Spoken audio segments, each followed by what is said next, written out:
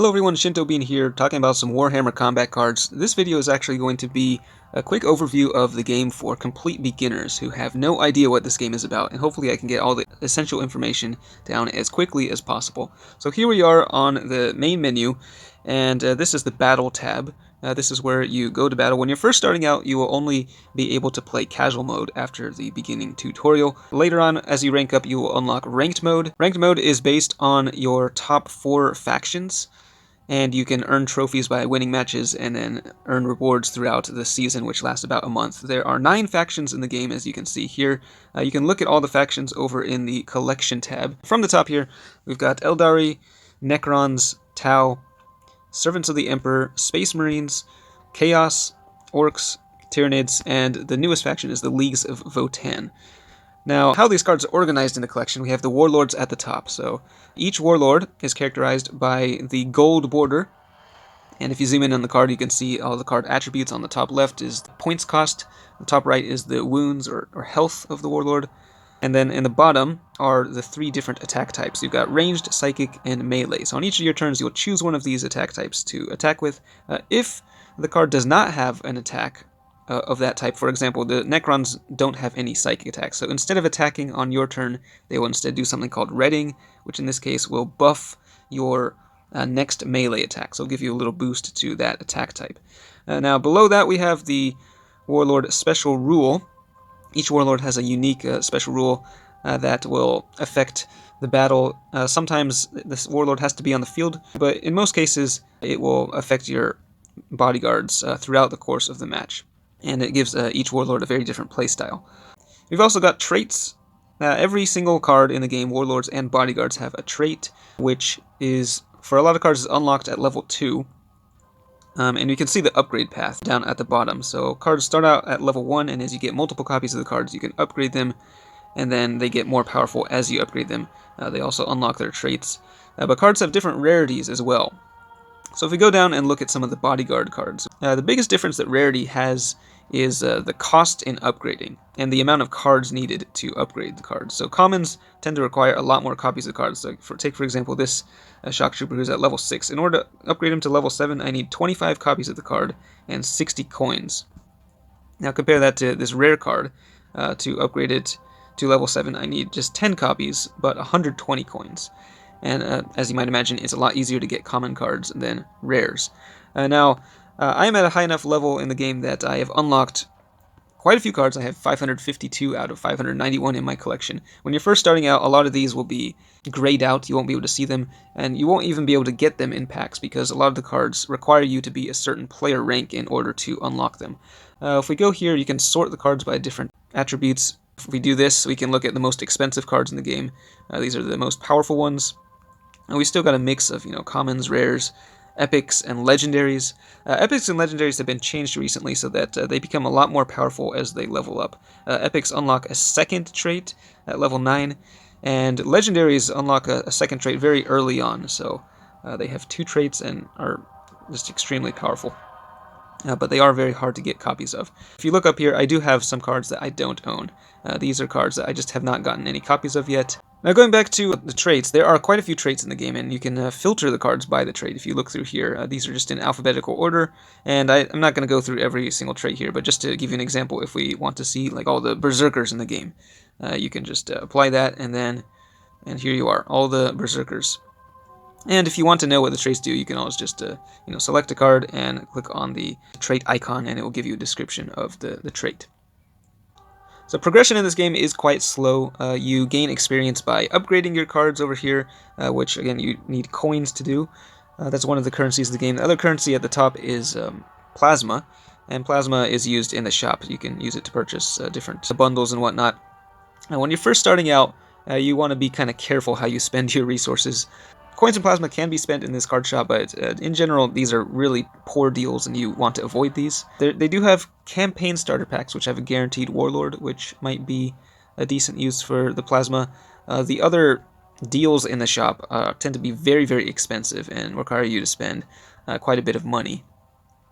Now, how you advance your player rank to unlock new cards, you do that by playing games, as you might imagine, and also there are daily objectives that you can complete here.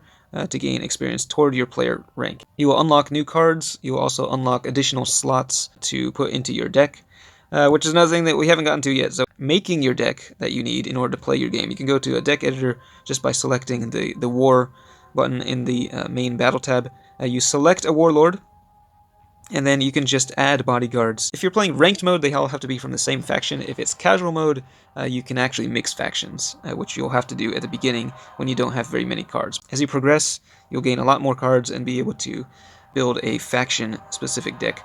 And a lot of the bodyguards combo better with certain warlords, like for example, this guy. He increases the attack stats of your units whenever an orc with a cost of 10 or less is destroyed. So obviously you want to include several bodyguards that cost 10 or less, as I've done in here. You can include a number of cards in your deck that is up to the amount of points you have available. When you're first starting out, you'll have less points. The maximum you can get in a typical game is 199 deck points, and so I've used all 199 points here. Again, that's another thing, that as you level up, you'll gain more points available to use in your deck. You also gain more deck slots, because at the beginning I think you only have space for 4 bodyguards, but you can have up to 8 bodyguards in your deck if you advance. Now let's go ahead and play a game and just show you what the gameplay looks like. For this one, I'll just be showcasing an Eldari warlord called Zephyrblade.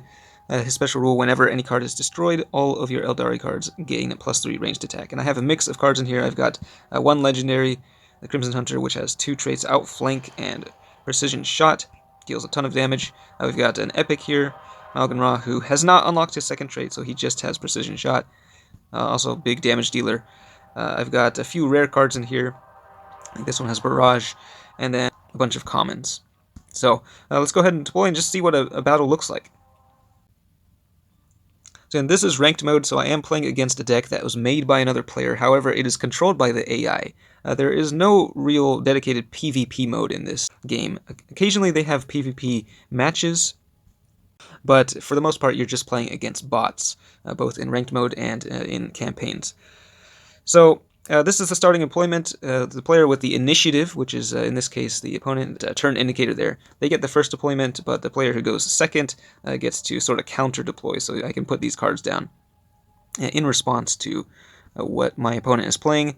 The AI is very predictable in the way that they play cards. They just play into open spaces, but you have the ability to shift your cards around like this, depending on where you want to put it. So if I want to move this around for better positioning to try to take out a certain card, that would be better. Now I'm actually playing against one of the most powerful warlords. If we look at the top, you can see the warlord card itself. This is Inquisitor Greyfax, who increases the stats of her cards by an amount equal to the number of deck points that you have unused. So very small bodyguards can become very big. Now they have something with taunt on the field, so that's going to be taking all the damage. I'm just going to deploy these like this and see what happens. So I have a scout that will increase my initial ranged attack.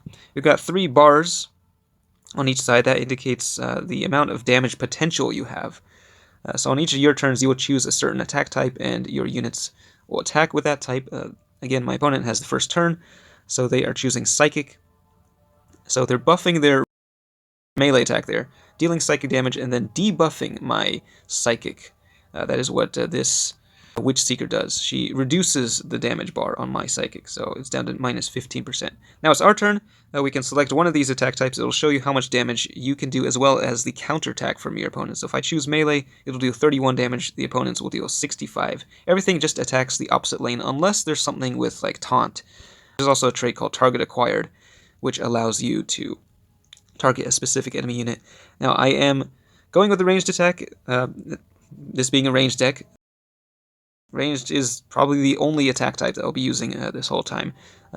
On the other hand, my opponent is going with a Psychic deck. They have 2 characters with Psionic Blast on the field, which is a very powerful trait that triggers at the beginning of their turn, dealing damage to all of my units on the field. And you can see a really big Psychic attack there, blowing up my unit in the center. Again, whenever anything dies, my special rule activates, increasing the ranged attack of my units. So I can move these guys around if I want, or I can just keep them there. I think I will drop this guy with the Barrage in the center. Barrage units are most effective when in the center lane because they deal damage to adjacent lanes.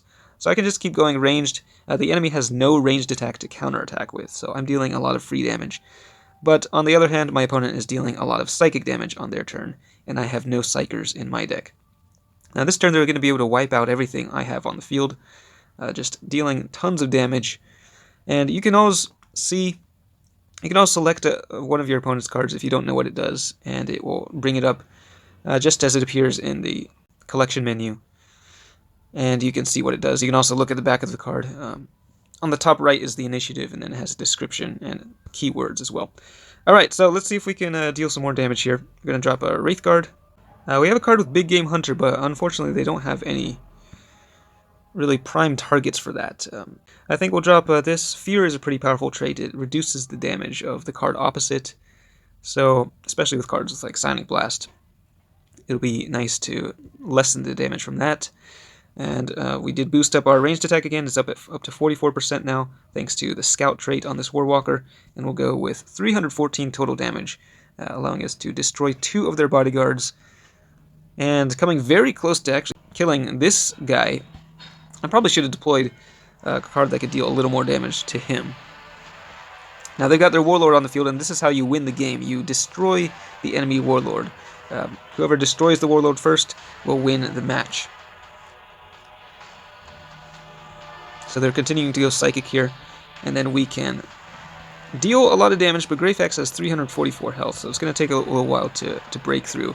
But we do have this game in the bag. We've destroyed all the bodyguards, and at this point, now Greyfax does deal a lot of damage with all 3 attack types, so she's still quite dangerous. If I were to deploy my Warlord here, she might be able to use a charged up attack to actually kill my Warlord in 1 turn, which obviously don't want to get careless and have that happen, so I'm going to deploy my last bodyguard over here. Again, the Fire Dragon does extra damage to Greyfax because it is a Big Game Hunter, so I believe we have enough damage to destroy the enemy Warlord here.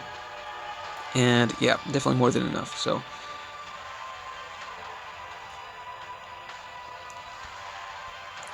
we destroy the enemy Warlord, achieve victory. They got 45 trophies, which go toward your ranked score. So there's a little trophy tab here in the center. You can see how many trophies all our factions have, and then if we go to the right side, there's a little icon there, which shows your where you are in ranked mode. So at the very beginning, you start way down here in the Eye of Terror, and then as you win matches, you will be able to claim different rewards, either coins, plasma, or card packs, and then you just keep going on. And this, again, is going throughout an entire season, like 1 month in length, until you reach Terra, and Terra has the best rewards. There is also the Battle Pass, which is up in the top right above the ranked and casual modes. If you select this, you unlock these by getting kills in matches. So we've got the free side, and then the premium side you pay a monthly subscription for to get much more rewards. And this, again, resets at the end of the season. It goes up to level 28, and then after that, there's the Imperial Treasury, where you can earn some extra coins. Now, one other game mode that I haven't talked about yet is Campaign Mode. This one also is not available right when you're starting out, but once you go up a few player ranks, you can start playing campaigns, which are limited time events each week. There's typically 2 campaigns each week. One is 2 days long and one is 3 days long, and these require you to play as a certain faction. So it is more difficult for new players to enter these and do well. They are pretty competitive. So in this campaign, we're playing as Tau against Tyranids, and you can build a deck. This will be different from your ranked decks and available just for the event. So you select your Warlord, and then you can just add bodyguards. The cards that are glowing indicate the keywords. So the keyword for this campaign, if we go back here, is over here. So Ranged Specialist. So each card with that keyword in your deck will add more to your score and allow you to unlock these rewards here, which is just a single copies of this Cold Star Battlesuit. That is the mission reward for this campaign. So the more keyword cards you include, the faster you can unlock those. So I can see how many I have in here. Just throw all of those guys in, all the keyword cards that we can, and we do have quite a few options, it looks like. And that gives us a deck that we can play with in this campaign. The matches start out very, very easy. I think the very first match usually only has 1 Warlord, and that's it. But they do get more difficult as you progress, and essentially the more victories you achieve in that campaign, the better your rewards will be once the campaign ends. One other thing you will unlock later on is clans. So you can have up to 50 people in a clan, and if you're in a clan, you can choose a dedication, which earns you additional cards of a certain faction. So that is helpful. And also, if you have questions about the game, your clan members can help you answer those questions. Also, at the bottom, those are victory packs. I forgot to mention this. There are 4 skulls there at the bottom. So a lot of these victory packs will be just 3 hours. It takes 3 hours to unlock, and then you can get a certain number of coins and cards from that pack. So the longer it takes to open, the better the contents will be. You can use plasma to open it up sooner, but plasma is pretty hard to come by, so do that at your own discretion. If you have other questions or want to get involved in the community, there is an active Discord. So that's about all I can think of. Let me know if I missed anything or if there's anything else that you feel I should include in a tutorial video for beginners. But if you're just starting out with this game, good luck. It does take a lot of patience to progress through the game, and it's certainly not for everyone. But it is sort of just a casual card battling experience, and I have enjoyed it for the past few years. So that's it for this one. Thanks for watching, and I will see you next time.